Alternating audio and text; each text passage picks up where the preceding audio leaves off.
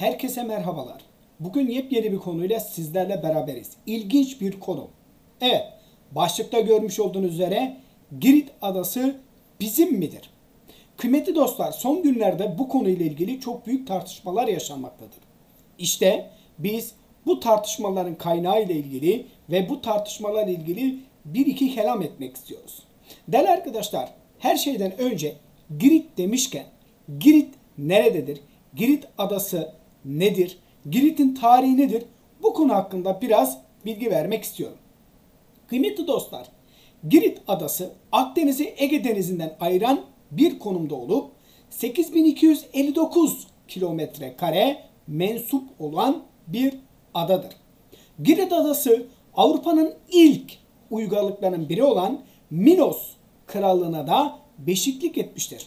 Bu ilginç uygarlığın çok ilginç bir özelliği var.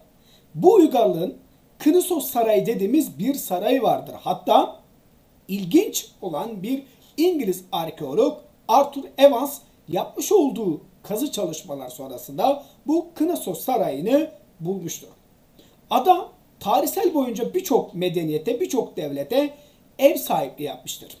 Ada Roma, daha sonra da Roma'nın devamı olan Doğu Roma yani Bizans İmparatorluğu'nun egemenlikten sonra Arap istilasına uğramış ve tekrar Doğu Roma eline geçmiştir. Kıymetli dostlar, Doğu Roma'nın elindeyken burayı Venedikler ele geçirmişti. Daha sonra da bu adayı Osmanlı Devleti ele geçirmiştir. Peki Osmanlı Devleti Girit Adası'nı nasıl ele geçirdi? Sultan İbrahim zamanında meşhur bir Sümbül Ağa hadisesi var.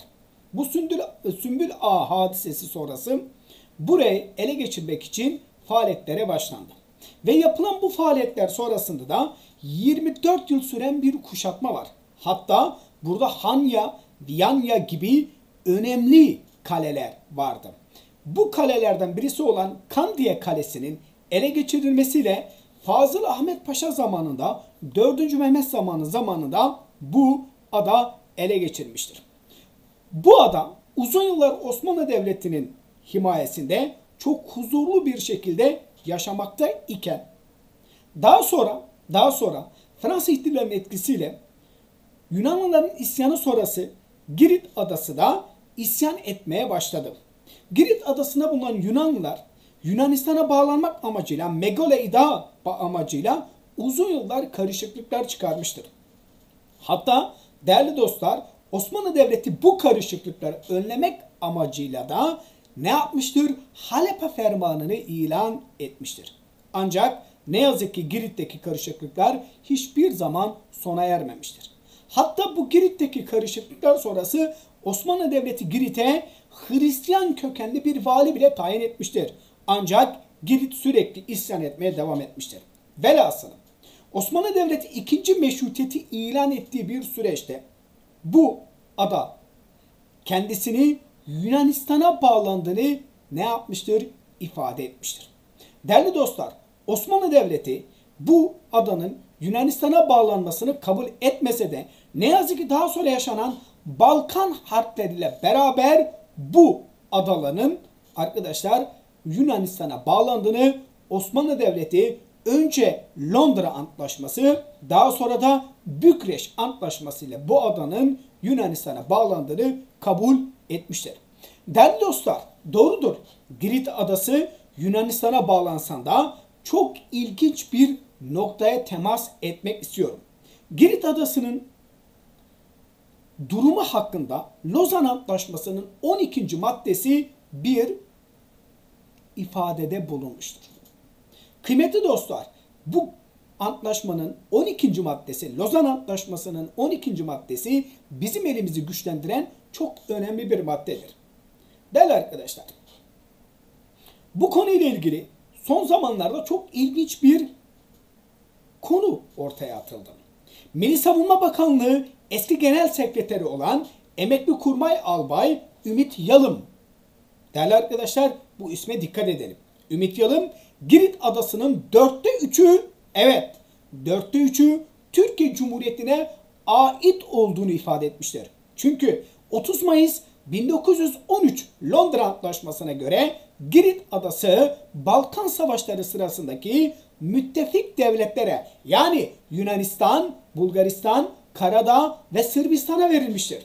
Girit Adası'nın etrafındaki, bakın bu çok önemli, Girit Adası'nın etrafındaki 14 ada ile adacık ve kayalıklar Osmanlı Devleti'nin egemenliğinde kalmıştır. Bakın etrafındaki ada ve adacıklar nedir? Osmanlı Devleti'nin egemenliğine kalmıştır.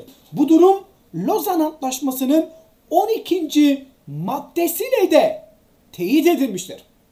Lozan Antlaşması'ndan sonraki süreçte ise Bulgaristan, Sırbistan ve Karadağ Girit Adası üzerindeki haklarından fiilen feragat etmiş ve bu hakların aslında Osmanlı Devleti'ne yani dolayısıyla da Osmanlı'nın devamı olan Türkiye Cumhuriyeti'ne rücu ettiği Ümit Yalım tarafından ifade edilmiştir. Mevcut durum itibariyle Girit Adası'nın sadece 1/4'ü Yunanistan'a aittir. Bakın bu çok önemli.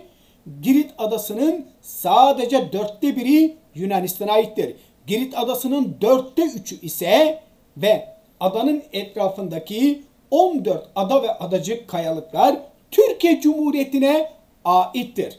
Bu konuyla ilgili ilginç bu yorumu sizlerle paylaşmak istedim. Değerli dostlar, Girit çok önemlidir.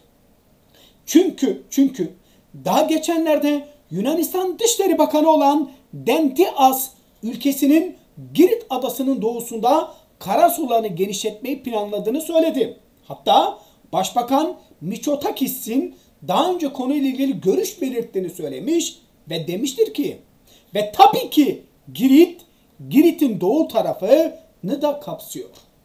Girit'in doğusunda da karasularımızı genişletmeyi planlıyoruz açıklamalarında bulunmuştur. Kıymetli arkadaşlar, Yunanistan'ın Lozan'a aykırı olarak adalara asker çıkarması, silahlandırması ve Girit'i kullanarak bizi Ege ile Akdeniz'e hapsetmesine karşılık bizim Lozan Antlaşması'nın bize vermiş olduğu hakkımızı kullanmamız lazım. Değerli arkadaşlar, Girit Adası 3/4'ü Türkiye Cumhuriyeti'ne aittir. Bu konu hakkında ilginç bir fikir olmuştur. Kıymetli dostlar, Girit'le ilgili bu ilginç fikri sizlerle paylaştım.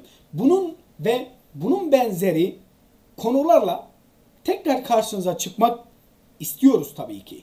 Bunun için arkadaşlar kanalımıza abone olun ve beğenmeyi unutmayın. Her şey gönlünüzce olsun.